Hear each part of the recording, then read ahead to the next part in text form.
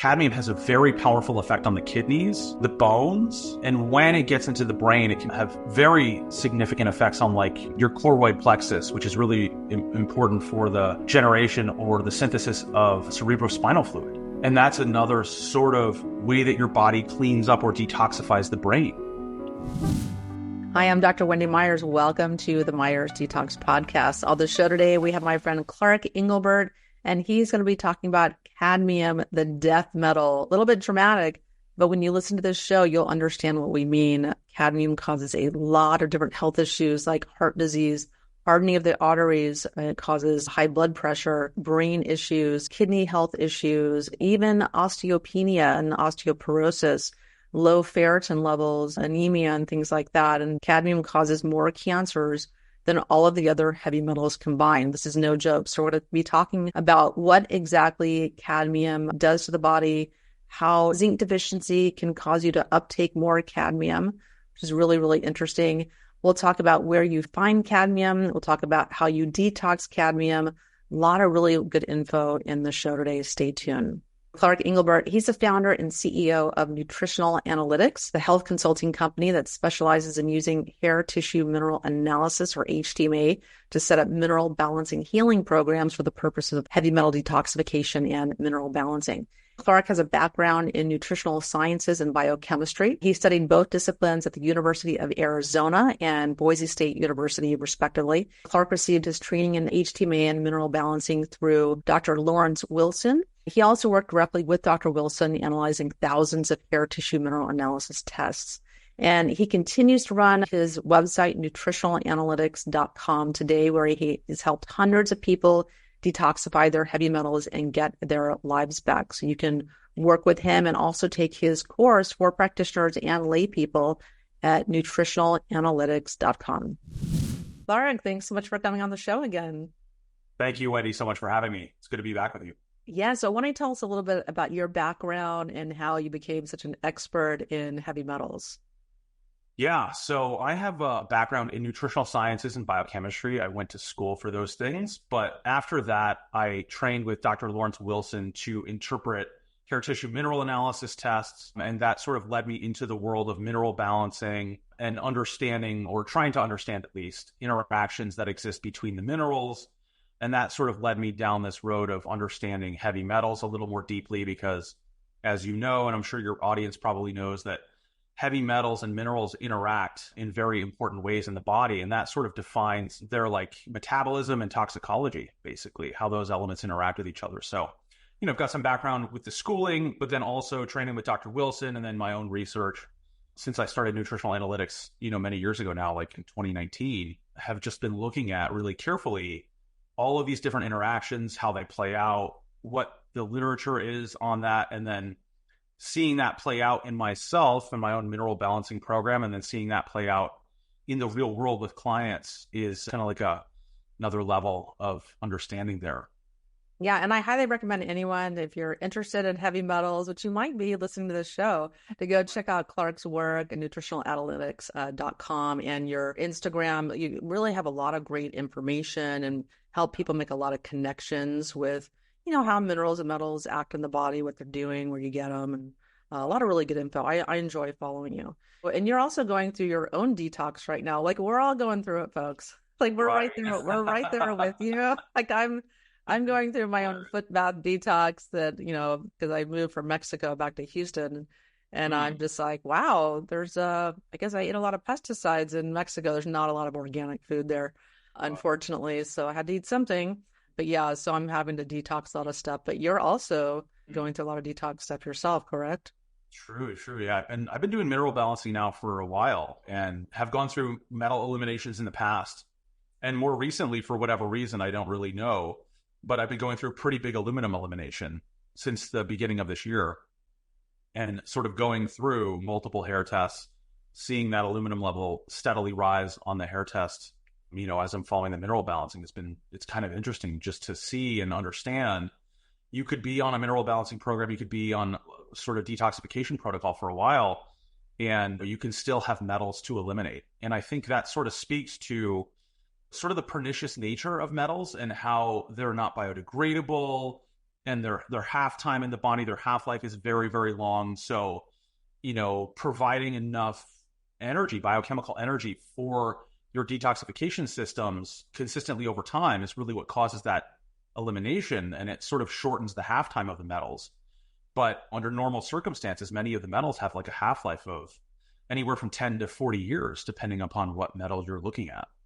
Yeah, and we have aluminum that's stored in our bones. I think people don't realize that's a lead and aluminum heaven for them, and it takes a while for that stuff to come out. Even if you're really focused on detox, like you and I have been for a really long time. I've known you for over 10 years over Facebook and just going through this journey, and it still surprises me, how we're always exposed. Even if you're detoxing, you're still getting exposed every day to toxins. A lot of spraying in the air right now, aluminum and other metals, and it's just we're always ingesting this stuff and have to get it out. Yeah, exactly. Yeah, so we're going to focus on cadmium today because I want to do a deep dive on different metals and do a series like this because I think people don't realize where they're picking up this stuff or if they should be worried about it. Why don't we talk about cadmium and why it's the most toxic metal? You even call it the death metal. Yeah, I'm sure a little, not really attention getting at all. But... Right. No, we're not trying to be any hyperbole here at all whatsoever. But yeah, I call it the death metal. I mean, I coined that. So, if you want I'll take some royalties if we use that. But when it comes to that moniker and that name, I really think of cadmium in that way because it has biological effects at lower doses than most of the other metals. Also, very low doses of cadmium can kill you. Like an acute lethal dose of cadmium is in the range of anywhere from 140 milligrams to like 350 milligrams. And so if you compare that to like what you think you should be getting in a day for like magnesium, most magnesium pills have anywhere from 200 to 400 milligrams of magnesium in it per day. And that's sort of around like the baseline nutritional requirement on a daily basis for magnesium. Compare that to an acute lethal dose of cadmium, right? And it's even lower than that in that acute lethal phase. So very small amounts can kill you. Very, very small amounts in the picogram range can have biological effects, and that's lower than all the other metals. So, and then there may be sort of another aspect to this that cadmium, is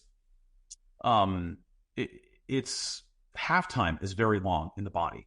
So estimations on the half-life are anywhere from 17 to 40 years, depending upon what tissue compartment it's in. And it's kind of interesting because in certain studies, there's variation in the same tissue compartment for the same metal in terms of the halftime.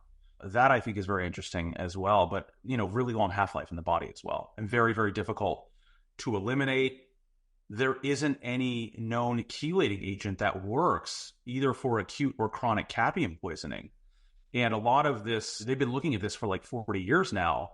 And it's pretty wild that they theorize that the reason this exists, that cadmium is it's very hard to chelate, is that it's bound to proteins intracellularly really, really tightly with very strong affinities and avidity. So lots of different reasons why. I just tend to think of cadmium as the most toxic of all the metals.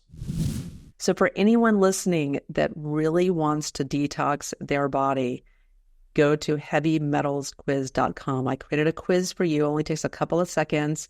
Based on some lifestyle questions, you can get your toxicity score and get a free video series that answers all of your frequently asked questions about how to detox your body. Check it out, heavymetalsquiz.com. Yeah, and when you think about, the first thing that comes to my mind when I think of cadmium is smoking, cigarettes and marijuana, because those plants they can pull that cadmium out of the soil really, really well. And, and that's why smokers get heart disease, that hardening of the arteries and heart disease and high blood pressure and things like that. The cadmium literally turns their arteries really hard so they don't function properly. Yeah. And that's a really interesting aspect of cadmium as well. And that sort of comes down to its chemical and physical properties, which is that it's very hard and brittle, and it can be used in a lot of different industrial applications to harden softer metals, which it does like in auto radiators. They use copper to make or mold the shape of like auto radiators, but they can use cadmium to stiffen the copper up to make sure that it's sort of like resistant to mechanical stress. But then cadmium's heat tolerance is very, very high as well. So that's sort of an interesting aspect of cadmium toxicology. But, understanding, I think, cadmium from the metallurgical perspective can help us understand what happens in the body when it gets in there in the body. And so we just mentioned that copper is kind of a softer, more malleable element. And when it gets into your body, it actually makes you softer, more malleable, more receptive, sometimes more emotional because of its effect on the nervous system. But cadmium actually stiffens up or hardens your tissues, sometimes as a compensation for excessive copper. Yeah, and where else are we getting cadmium? So anyone that's kind of worried about this, and there's a lot of different ways that we can ingest cadmium. What are some of the places? So there's a couple different places that are really, I think, important to mention. I think the cigarette smoke and the marijuana is probably the biggest, most common exposure vectors, like specific ones. But cadmium is sort of in the background, or what researchers would call background exposure, to a significant degree. And this is because of cadmium's presence in phosphate fertilizers, which are used to the tune of 46 million metric tons every single year globally, right? So that's a really high number to sort of fathom. It's the main fertilizer that's used in most crops around the world. And so what happens with the phosphate fertilizers is that they actually go and mine for phosphate rock around the world. And because cadmium is geogenic, it's in the Earth's crust, you get a certain percentage of cadmium with this phosphate rock. They ground it down and they don't filter that cadmium out of the fertilizers. It's very difficult to do so at scale. So cadmium is in the soils, right? And there's this background exposure that everyone is sort of getting exposed to on a daily basis. And they've looked at like sort of average intake studies in different countries or different regions around the world. And on average, Americans and Europeans are ingesting anywhere from 10 to 30 micrograms of cadmium per day. It's significantly higher in Asia, around 60 to 130 micrograms per day. You're not going to absorb all of that, but absorption rates can vary. And that's a really interesting topic that we can touch on. But it sort of speaks to this notion that cadmium is in the soils to a significant degree. So a lot of different foods are loaded with cadmium. But with tobacco, cigarettes, and marijuana, that's related to their status as what we call phytoremediators, which they suck up cadmium from the soil a little more readily than other plants do. So it's not fully understood why that happens, but there are certain plants that just seem to suck up metals a little more readily than others. Like rice is a phytoremediator for arsenic, and so on and so forth. So cadmium is in the soils. There's background exposure. Cadmium is liberated into the air. So there's a lot of air exposure as well from mining operations and from smelting as well. And so cadmium isn't actually mined specifically. It comes or occurs in ores of lead, copper, and zinc, which we are mining for quite a bit, all of those elements, because they're so useful for all of these different industrial applications. And that's maybe another important point, I think, for people to understand about cadmium and metals. That's sort of like a portal into understanding metals a little more deeply, which is that metals are extraordinarily useful for thousands of different processes. And so we're mining them. They're not elements that we can create or destroy. So we have to mine for them in the earth. And so cadmium is getting aerosolized. It's getting into the air through mining, through smelting operations. It's also in the oceans. And this is a really interesting thing that I came across recently in doing some prep work for this. But cadmium is actually nutritionally essential for certain microorganisms in the ocean. And so as a consequence of this, there's a differential concentration threshold in the oceans for cadmium. There's going to be actually higher concentrations of cadmium the deeper you go into the oceans. And this is because it helps to feed some of these microorganisms that are a little deeper in the oceans. But this explains why certain fish, shellfish, and oysters are actually pretty high in cadmium. Cadmium starts out, in the oceans, the microorganisms are consuming this as an essential element, but then it sort of biomagnifies. It goes up the food chain as the fish consume those microorganisms. That's the main mechanism that mercury is sort of in a lot of fish now, right? So fish is a pretty big source of cadmium, I would say. Shellfish, oysters, and then, some other more common foods. And please don't shoot the messenger on this one. But, chocolate is a pretty, Chocolate. I know. No. No. Yeah, I know. Chocolate and actually coffee too are pretty significant sources of cadmium. But it can vary by region and geographically. If you're in a region with mining and smelting operations for zinc or lead or copper, you might be at higher risk for ambient exposure, for that cadmium to get aerosolized in the air and then put down, or it comes down onto the crops. Yeah. Yeah. Where's the heavy metal free coffee? Where's that? We need Okay. that, right? Who They wants have to start the that company? they have the mold free, they've got the pesticide free. What the cadmium free coffee? Let's Oh, it's go. maybe not, doesn't exist. But yeah, and I think people don't realize they worry so much about mercury in seafood, Mm, but that cadmium and lead and other metals, nickel are right there in the seafood yeah, as well. It just doesn't get the headline news. But I think also one thing we haven't mentioned is cadmium causes more cancers than all of the other heavy metals combined. it does. And yeah, that's a huge issue. Can you talk about that a little bit? Mm. Yes, this is a very interesting aspect of cadmium as well. And I think a lot of the lung cancers that people who smoke have are directly just coming from the cadmium intoxication that they're getting. And we can actually sort of put some tangible numbers around this. But like a cigarette contains around 1 to 2 micrograms of cadmium.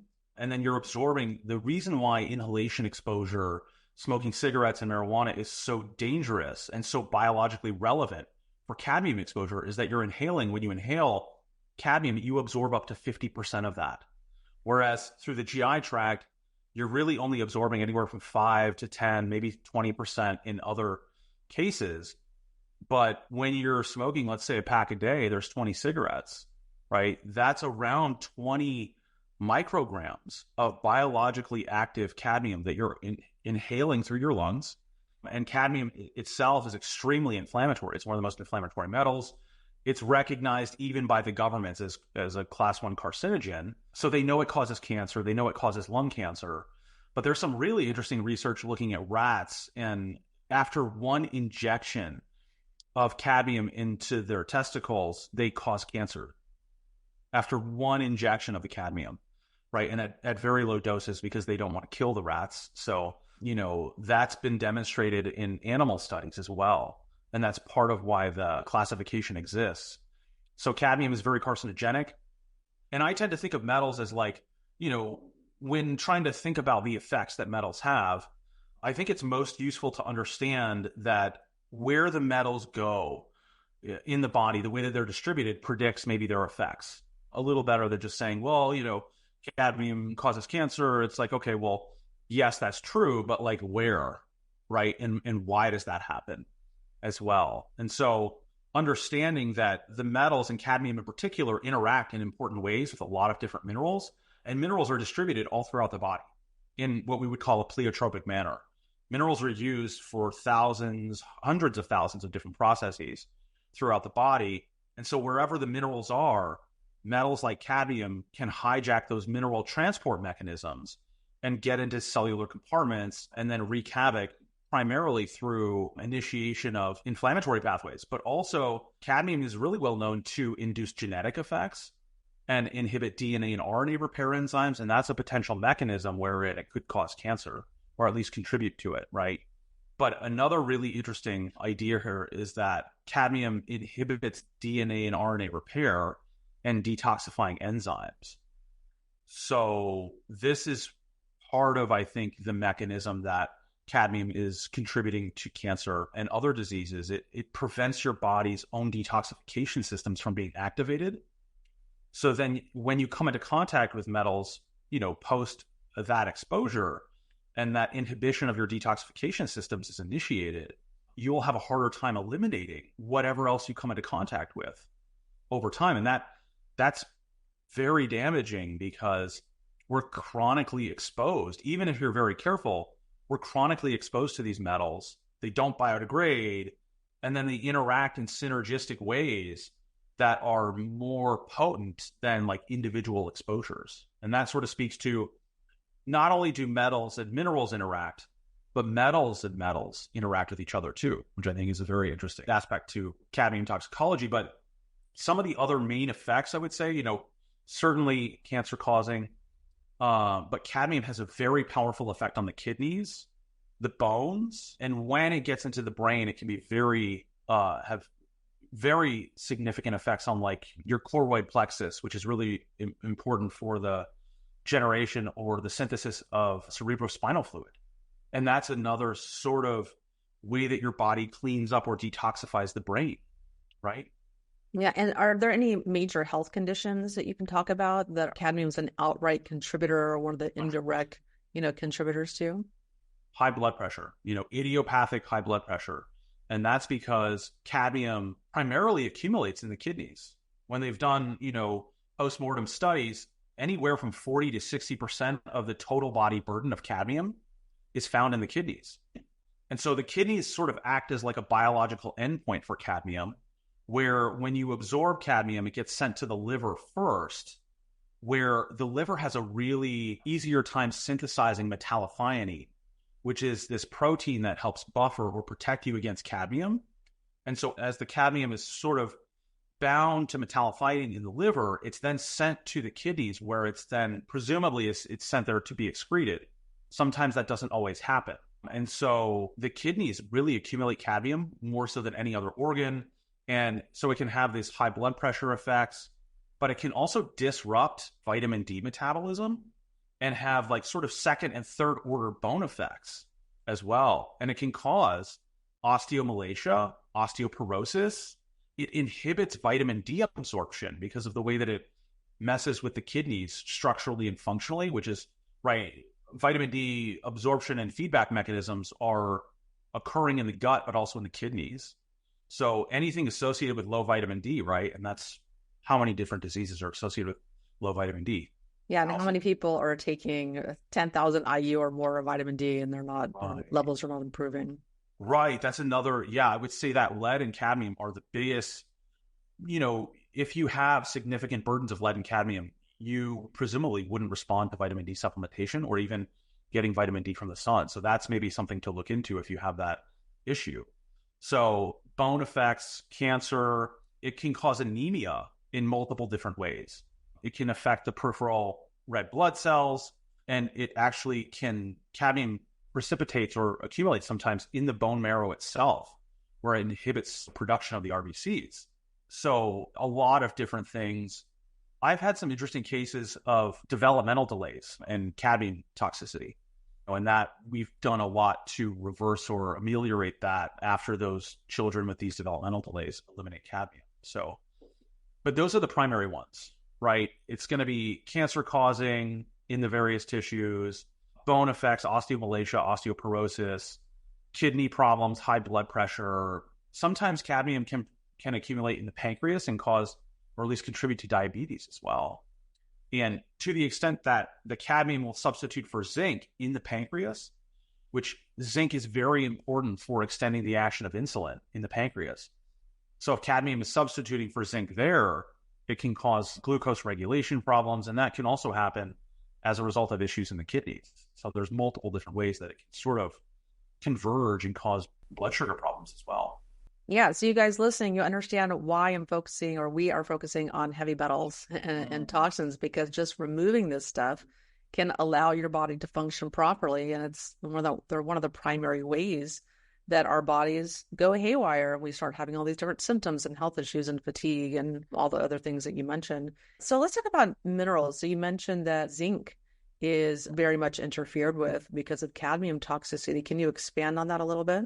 Yeah. So this is a really interesting idea, but this idea that minerals would interact in biological systems goes back to like the early 1970s with the work of these two researchers by the name of Hill and Matrone. And these guys proposed that elements with similar physiochemical characteristics would interact in biological systems, and absorption would be inhibited when the presence of those two elements were sort of at equimolar concentrations at the same time in the gut. And that was a theory, but they actually demonstrated that in a lot of experimental data that they produced. And that's where this notion comes from, that the elements interact with each other and can be either synergistic or antagonistic And to that end, cadmium and zinc are very physiochemically similar. They exist in the body in the same oxidation state. Their electron configuration is very similar. Their coordination numbers are the same. Electronegativity is very similar. So a lot of these physical and chemical characteristics of these elements are very, very similar. And that makes it so that when you are sort of exposed to cadmium, your body can sort of confuse cadmium for zinc in certain situations.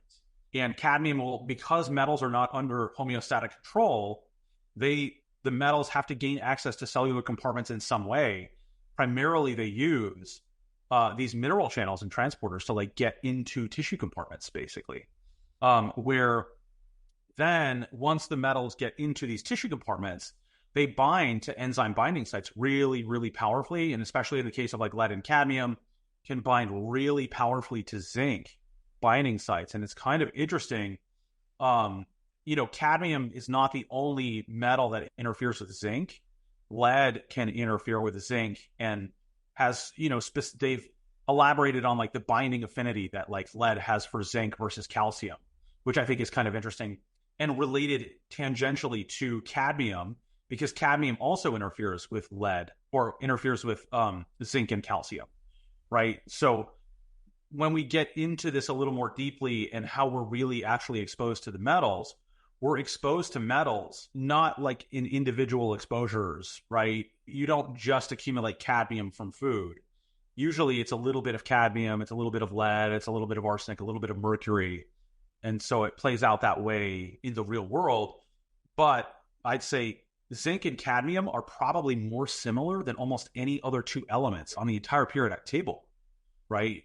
Which is sort of weird and interesting when you realize how essential and important zinc is and how toxic cadmium is. It sort of makes you go, well, what's going on there with nature and evolution, right? And there's a similar comparison that you could make between like silica and aluminum, where silica is nutritionally quite essential. They're still elaborating on that, but aluminum and silica are quite similar, but aluminum is toxic, right? And silica is not. So makes you wonder what's going on with that a little bit. I want to give thanks to one of our sponsors, Caramel Collagen by Everbella. So collagen, as you know, is a very vital building block for our skin, our hair, our nails, our joints, and our bones. But starting in our 30s, our collagen levels start plummeting. They start going on the decline. And, we need collagen to prevent sagging and to give us that plump, youthful look, that glow. And what you may not know is that most collagen supplements, they're full of toxins and fillers like glyphosate, like arsenic and other heavy metals that actually disrupt your body's ability to regenerate collagen altogether. And that's why I love Caramel Collagen by Everbella. Not only is it rigorously tested to be free of toxic metals, it uses a unique liposomal delivery technology to improve absorption. And it's absolutely delicious. I love taking this. I put it in my coffee in the mornings. And so right now you can try Everbella's Caramel Collagen for 30% off. Just head over to everbella.com and use code Wendy30 to get your discount. Yeah, and it really concerns me how for so many decades, the American Heart Association has said to not eat red meat, how it's so bad for you.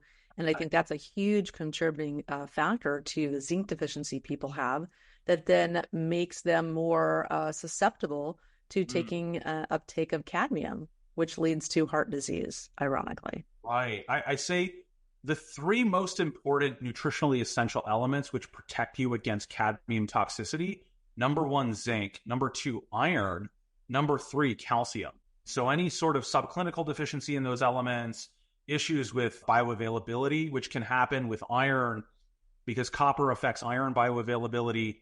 But those three nutritionally essential elements, if you have sufficiency of them, that will protect you against cadmium toxicity. But let's trace back. Well, okay, what foods are, really rich in like zinc and iron and calcium, right? Meat and dairy primarily. And what are the foods that have been most demonized over the last 30 to 50 years by the nutritional establishment?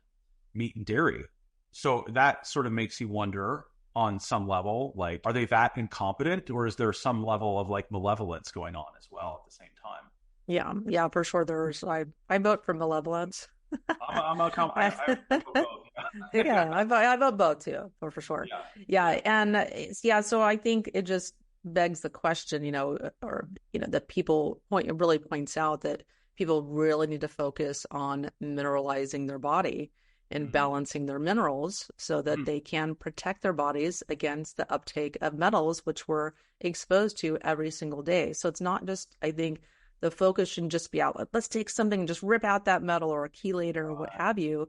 There's also something you can think of as far as protecting your body from Mm. absorbing this stuff. Because if you're mineral deficient in all the minerals, which most people are, you're going to be more susceptible to heavy metal toxicity. Sitting duck. Right, 100%. And that I think is probably the most important point. Sort of secondary to that would be you can't just throw more minerals into the system because they interact with each other. And that's where I think mineral balancing comes in and works really nicely for people trying to figure out, okay, well, I know minerals are important, but how exactly or how precisely do we use them so that we know what to take, know what not to take, at what dose, for how long? Those are a lot of open-ended questions in nutritional sciences that are unanswered in that domain, but I think mineral balancing has a lot of good answers along those dimensions. Let's talk about that. So you use a hair mineral analysis, which is a Mm-hmm. heavy metals and minerals test. Mm-hmm. It's kind of a roadmap to guide addressing mineral deficiencies and imbalance and heavy metal toxicities. Yeah. Talk about that while you use it. Yeah. So hair tissue mineral analysis is a really interesting test, yeah, for a couple different reasons. I'd say number one, it's the hair is an extension of the skin tissue, right? So you can think of like hair as an active biological tissue, and getting a measurement for the minerals and the metals in a tissue is not exactly easy and can be quite invasive. If you consider the other biopsy measurements that exist out there, right? You can stick a needle into your liver and pull out some liver cells. You can stick a needle into your kidney and pull out some kidney cells and look at the mineral and metal content of those cells. But who's going to do that, consistently? Who's going to submit to just getting poked every month or every couple of months to measure the tissue status of those elements? So it's a non-invasive way to get a biopsy reading or cellular reading of the minerals and metals. So that's a huge advantage over blood analysis. Not to say that blood doesn't have any validity for measuring things, but the hair is a tissue. So you're actually measuring things at the biological site of action of those elements, right? The hair is sort of like a trafficking medium, or the blood is sort of like a trafficking medium where things get moved around in the blood from tissue site to tissue site. But all of the action in the body is sort of happening in your tissues. So that's what you want to measure to get a sense for the status of those elements and really what's going on inside the body. The hair is also really interesting because it grows slowly over time. So not only are we getting a cellular reading of these elements, but we're getting a reading of them over time, which is the way that diseases and conditions develop. They're developing slowly over time. It's not like you wake up one day and you have cancer the day before you didn't have it. Cancer takes decades to sort of manifest, essentially, right? And so the fact that we can measure these elements over a longer time cycle than blood, which is usually about 24 to 48 hours, that's a huge advantage as well, because we're trying to deal with these long-term chronic conditions that people have. You're not going to really have a very good time measuring things in a very short time cycle when these conditions develop slowly over time, right? So those are the main advantages. But I think a little more, maybe not esoteric, but not as well known, is that with the hair test, we're sort of doing a measurement of the tissue status of the elements, but it's more actually a reading of the entire mineral system all at one time. And this is sort of what Dr. Eck was quasi or semi-famous for. It's proposing this idea that minerals exist in a system and that their balance within that system and the interactions within that system are a lot more primary than is or was previously known.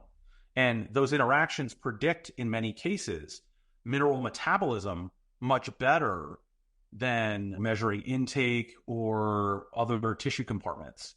So the hair test is it's very good as a cellular reading of the minerals and metals. It's very good because it's a long-term reading of those elements at the cellular level.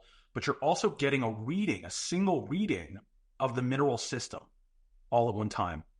And That's really what we're using HTMA in the service of. We want to get an accounting, a full accounting of the mineral system. And then in mineral balancing, it's sort of like, okay, well, that's a little bit in the clouds. And like, what does that actually mean? Like when we get down to it. And what that means is that in mineral balancing, we want to get a rating of the mineral system. And then we want to use our knowledge of nutrient and mineral interactions to balance that whole system all at one time. That's at its core, at its essence, what mineral balancing is. And then as you balance your minerals, you innervate your own detoxification systems, because so many of your own detoxification systems, your antioxidant enzymes, your metal binding proteins, are all dependent on these minerals, but minerals being in good ratio and relationship to one another as well. Yes, yeah. And that's why it's so important to do something like a hair mineral analysis and to do this mineral balancing and do it with an expert like Clark, because, it's just doing a hair. I think there's a lot of, practitioners out there or doctors that might kind of poo-poo hair testing because they just don't know how to read it. I mean, it's complex. It is. It's complex to read it and learn how to do that correctly, but it's a gold mine of information for people that do understand it and do know how to utilize this to facilitate detoxification. That's a really important point too about HTMA. It's pretty complicated to understand it when you understand it correctly. It's not straightforward, not just measuring like individual readings of the minerals. And what a lot of other people do and other practitioners do is they'll look at, oh, just calcium. And they think of calcium as a sort of discrete entity from magnesium. And they just look at the magnesium level and go, oh, that's high or low. Okay, magnesium's low, let's give you magnesium. And that will sort of go on for all of the different elements that we're measuring, but that doesn't take into account all the interactions, the hormonal effects that are present on the minerals. And then, right, so all of those things play into that. But even in the literature, this is a hotly sort of contested issue. And there was a review done in 2018 looking at the validity of hair analysis. And what these researchers found was something very interesting and, in my opinion, disturbing, which was that a lot of the prior research done on hair analysis basically considered hair in a similar light to blood in terms of the distribution of the minerals, right? And in the blood volume, minerals are uniformly distributed. In the hair, that's not the case at all. It's a very different tissue. And so mineral values can vary much to a much more significant degree, but distribution of the minerals in the hair tissue along the hair shaft are not uniform at all, right? So if you do a blood draw from like your arm and a blood draw from your foot, right, in a vein down there, you're roughly going to get the same values if that blood sample is drawn at the same time. If you get like a hair sample from right at the scalp versus towards the end of the hair, the minerals are much more distributed with much higher variance and much more variability. But a lot of the bulk of the hair analysis research, even the researchers didn't consider this important fact. So they would be sending off samples to labs from different areas along the hair shaft and saying, oh, well, these are wildly different. They don't match up. Hair analysis must not be valid. And I see this argument made amongst a lot of influencers now to this day, and they're sort of taking the line from the CDC and other regulatory bodies, which also don't understand hair analysis along this dimension. And they're saying, well, it's invalid, right? We can't measure it. The measurements don't match up between labs, within the same lab. And it's like, well, the sampling procedure is really important. It's a sort of sensitive test. Yeah, I have a handful of clients that try to get real cute and send different samples of hair to the lab and just see what happens, or send them to different labs at the same time just to kind of test it. And, Sure. And I totally understand that, but it gives you a very good, aside from all these problems, because there's no perfect heavy metals test. It doesn't exist. Doesn't exist. These metals are deep in our tissues. But it gives you a very good roadmap to design a mineral and heavy metal program, regardless of its issues, its pros and cons, etc. And urine testing that a lot of doctors do with chelating agents has its host of issues. And some metals come out in the hair, some come out in the urine, some in the stool. Lead's kind of good to see in the blood. But yeah, they all have their problems. Right, exactly. And with, when you know how to interpret the hair test correctly, I would think of it like the most advanced biomarker type of test for the metals. And that's because when you understand how the metals and minerals interact, you can correlate like mineral ratios being out of balance with the presence of a toxic metal, because like it's known that cadmium and mercury can skew the zinc to copper ratio. And so where there is significant perturbation in like the zinc and copper ratio, you can sort of do a probabilistic determination of your cadmium status. And that's sort of what we're using it for, right? We can see cadmium directly in the hair tissue, and there's markers of very high cadmium or very low cadmium that would predict cadmium toxicity in the body. But we're sort of putting a lot of pieces together with the hair analysis, like the ratios, the status of certain elements which directly interact with cadmium, let's say in this example, and then your past exposure history as well. And we're doing a sort of probabilistic determination of the cadmium status in your body based on looking at this one single test. And if I were to choose one test to do to assess your cadmium status, I would probably do either the hair test or the urine challenge test, because cadmium predominantly is routed or distributed to the kidney tissue, right? So, that might be another interesting thing that we could talk about. How do you assess cadmium status in the body? Now, I think it's tough because people can have a ton of cadmium in their tissues and it doesn't show up on tests. So that, begs the question of why you need to do detox as a lifestyle, and you need to do testing on a regular basis. How often do you think people should do a hair mineral analysis? Usually around 3 months, I think is a good, so like a quarterly test, right? And if you're on mineral balancing, that's what we recommend. Mineral balancing and using the hair test, using the retest is really interesting because we get to see the mineral patterns shift in accordance with what we're giving you supplementally. But then we can also see eliminations happen in real time over that 3 to 4 month period, which we're testing in the hair.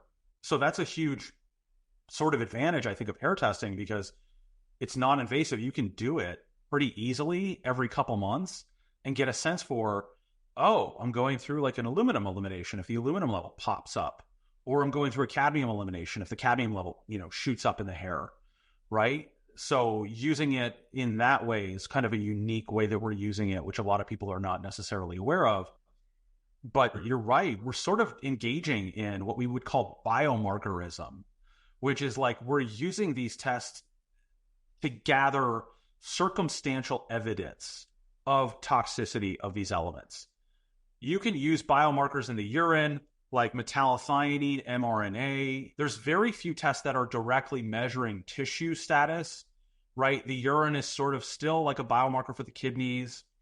Do you really want to take out your bone tissue and measure that for cadmium? That seems sort of insane. No one's doing that. I do. I would love to, but I want to give thanks to one of our sponsors, Spooky 2 Ripe. I want you to join the revolution in wellness with spooky2.com. This is the pinnacle of Ripe technology. Ripe was a technology that was developed over 100 years ago, and this is the Ripe device that I've used for over 5 years for every imaginable health issue and symptom. And it was developed in 2013 by an international team of experts, and Spooky 2, it really is the epitome of innovation and versatility. Spooky 2's mission is simple yet profound: to empower everyone to reclaim their health and vitality. They tirelessly seek and develop practical, affordable, and effective alternative health devices because they believe that everyone deserves access to holistic health solutions. You can learn more about the future of energy medicine at spooky2.com. Yes. But, there's other sort of interesting research testing, like neutron activation analysis in the liver, you can do to directly measure cadmium in the liver, but that's more of a research test and kind of invasive as well. So like in my mind, if I wanted to really do like a full cadmium panel, I would do the hair test number 1, the urine test number 2, then probably blood cadmium. But this is kind of interesting. Something I came across recently, measuring your ferritin status correlates with cadmium very tightly. And so the lower your ferritin reading is, generally what they see is higher blood cadmium and higher cadmium in other sorts of testing. Interesting. Urine challenge testing. So But that's due to the relationship between iron and cadmium. And at the level of intestinal absorption, cadmium and iron compete for this transport molecule called divalent metal transporter 1. And what's interesting about this is that cadmium binds with higher affinity to DMT1 than iron does. So even small concentration thresholds of cadmium when you ingest it could potentially knock iron down or significantly perturb your iron status. And that's reflected by the low ferritin. Yeah, and that's why taking iron does not necessarily raise your ferritin levels, even when exactly you're anemic. The doctor's like, oh, it's all these things interact, as you're illustrating so clearly, and it's not as simple. It's like, oh, low vitamin D, take vitamin D. Low ferritin, let's take some iron. It just doesn't work that way. Right. Exactly. I have a really interesting case, pretty recent, a baby who she was 1 year old. Her mom was worried about her because she had sleep problems already. And her ferritin was extremely low. It was like 3 nanograms per deciliter. We got her on a program and she went through this massive cadmium elimination in the first 6 months. Her ferritin shot up from 3 to 40. No iron supplementation. Her mom was wary about supplementing her with iron because she's, an infant. And that's a little weird to do that. So we brought her ferritin level up pretty precipitously by virtue of the cadmium elimination. Right. And actually, my colleague, Dr. Stillman, presented this case at a recent conference, I think at Polyface Farms. And I have other examples of cadmium elimination and iron status usually improving quite significantly.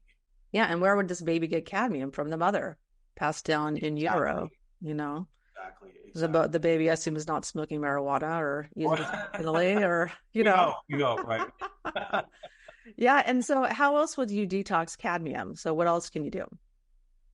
So I think sauna therapy is extremely powerful here as well, right? Since, the kidneys sort of bioaccumulate cadmium more readily than any other tissue, anything that you can do to relieve the burden of the kidneys, like through the sweat mechanism, will help to, I think, facilitate cadmium elimination.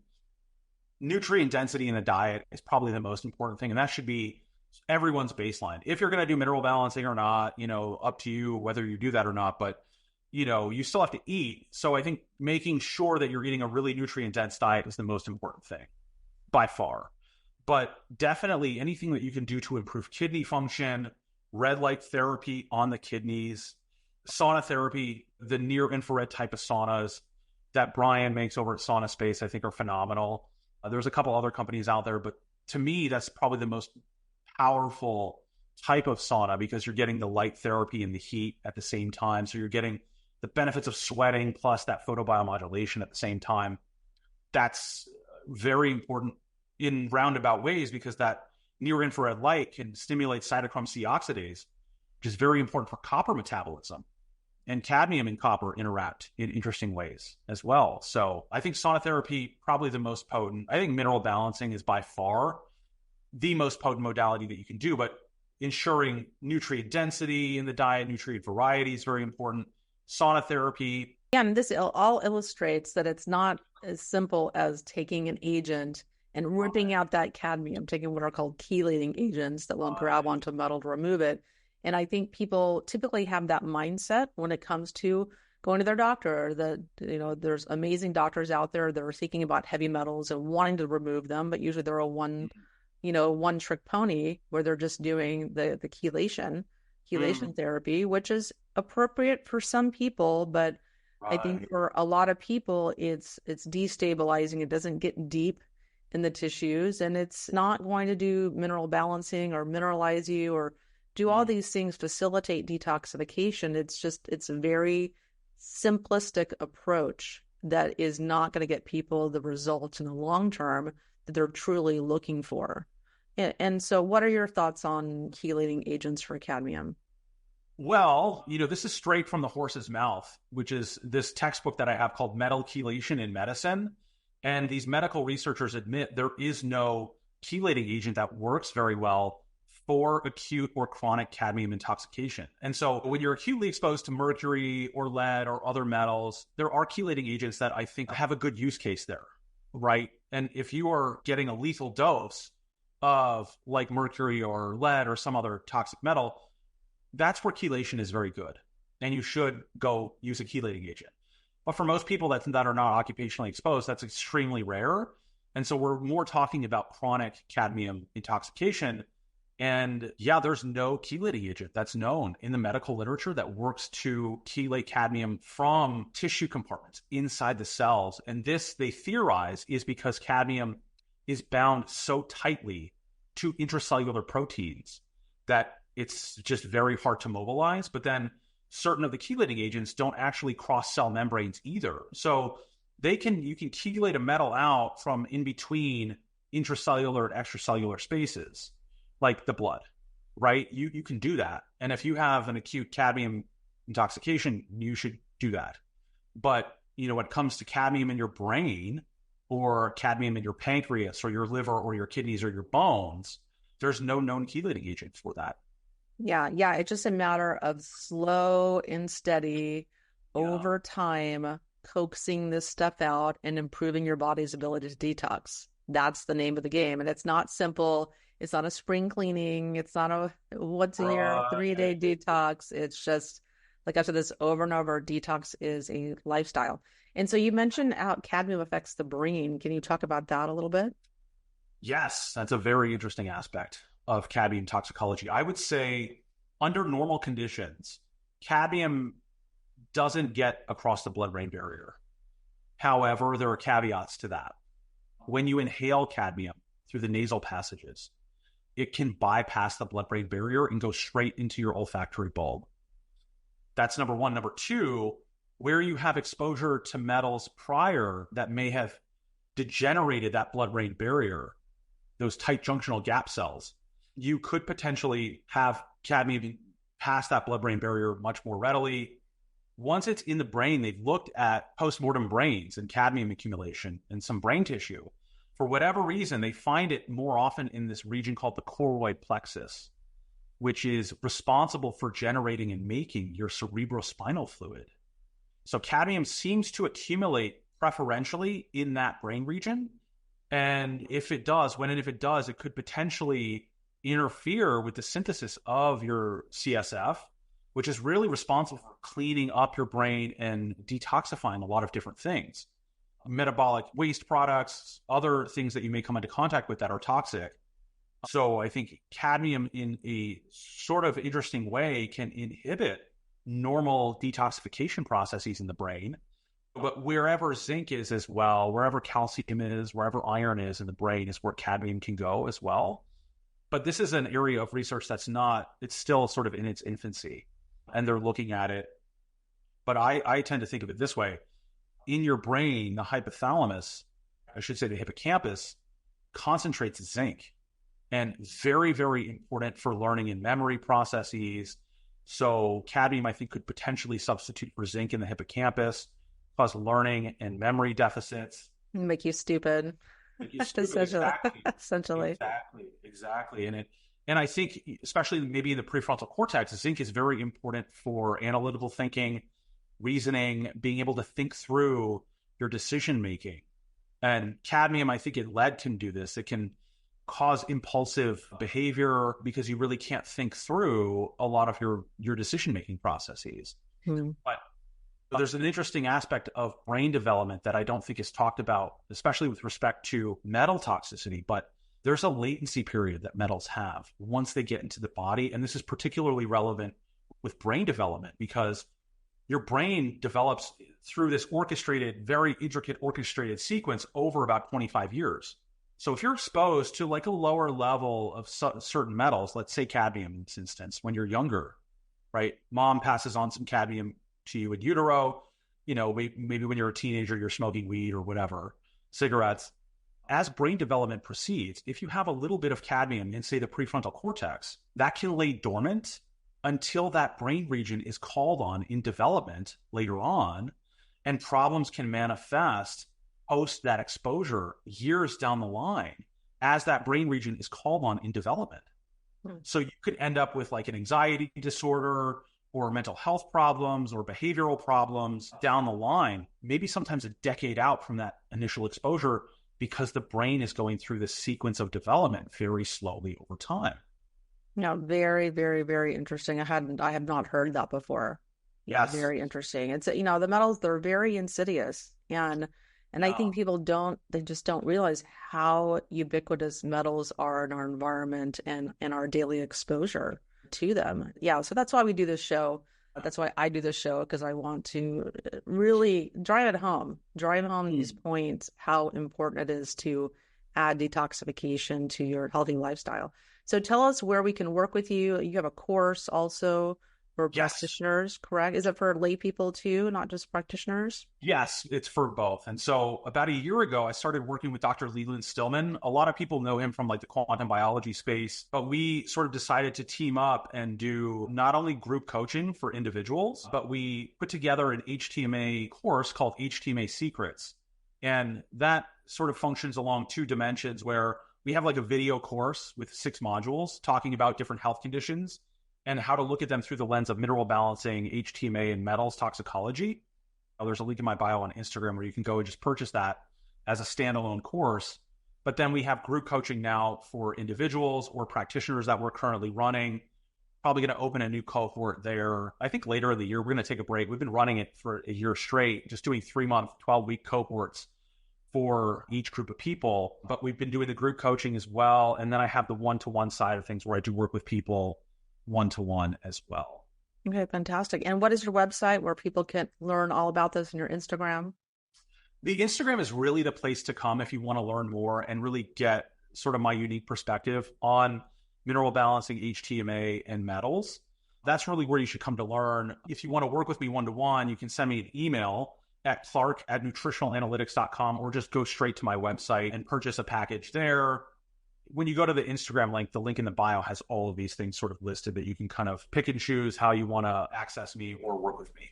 Okay, fantastic. Well, Clark, thank you so much for coming on the show. It's always a joy interviewing you, and you are on my Heavy docu-series as well. Yes. You guys can check out that interview as well. That's going to be coming out again soon. Don't worry, theheavymovie.com. So again, Clark, thanks for coming on. Everyone, I'm Dr. Wendy Myers. Thanks for tuning in every week. And it's just really such a pleasure to bring experts from around the world to help you put those missing pieces of the puzzle together in your health journey. And for sure, detoxification needs to be a part of that. Thanks for tuning in. The Myers Detox podcast is created and hosted by Wendy Myers. This podcast is for information purposes only. Statements and views expressed on this podcast are not medical advice. This podcast, including Wendy Myers and the producers, disclaim responsibility for any possible adverse effects from the use of information contained herein. Opinions of guests are their own, and this podcast does not endorse or accept responsibility for statements made by guests. This podcast does not make any representations or warranties about guest qualifications or credibility. Individuals on this podcast may have direct or indirect financial interest in products or services referred to herein. If you think you have a medical problem, consult a licensed physician.